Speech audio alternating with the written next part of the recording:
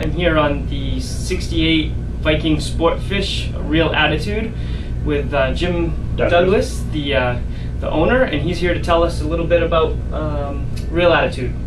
Jim, what can you tell us? Well, it's when we originally built the boat with Viking, which they were super cooperative and asked for a lot of things, but yet they did everything we wanted to do.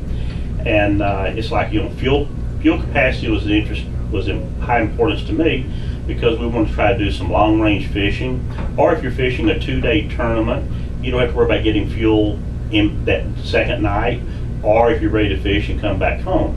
So this is the only 68 ever built with the 4th fuel tank.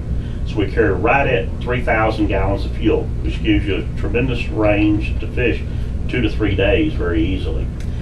We try to do a lot of custom stuff that benefits you fishing to where you don't have a lot of clutter in the cockpit, and make it easy on the captain, the mates, so that the owner can have an enjoyable fishing time. Yeah. We have a built-in bait chiller that with stainless steel trays in there, so you don't have that extra cooler in the cockpit to walk around, stumble around. Your baits stay fresh and cold. We have built-in tuna tubes, so you have your live bait ready. We have an extra large live well with even a window in it and a light, so you can look at your aquarium at night. So when you're out there fishing, if you're bottom fishing at night or sword fishing, which we do a lot of sword fishing too. And we have the high power LED underwater lights, so it lights it up well. In fact, talking about sword fishing, is our fish box, when we had it made it extra large and extra deep. And this last year we put a 155-pound swordfish in there, complete bill, tail, and everything. You didn't have to curve him. We threw him in there with a bunch of dolphins and wahoo, and it still had room. And even when we're sword fishing at night, or we're fishing around a rig during the daytime for snapper or group or something, we also have cockpit controls. So the captain doesn't have to be up on the bridge. He can be down in the cockpit, part of the action, operate the boat right from the cockpit.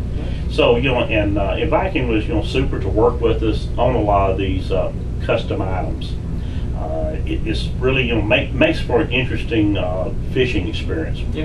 And then when you are traveling or things like this, you've got the bridge is air conditioned, and I've got it totally enclosed with the isinglass. Yep. So when you're traveling, it's much like an enclosed bridge. You're out of the spray, out of the wind. You're air conditioned. Is quieter with the underwater exhaust and the enclosure. And then when you get to where you're fishing, you roll up the curtains, you're right back to an open, so you get the best of both worlds. Yep.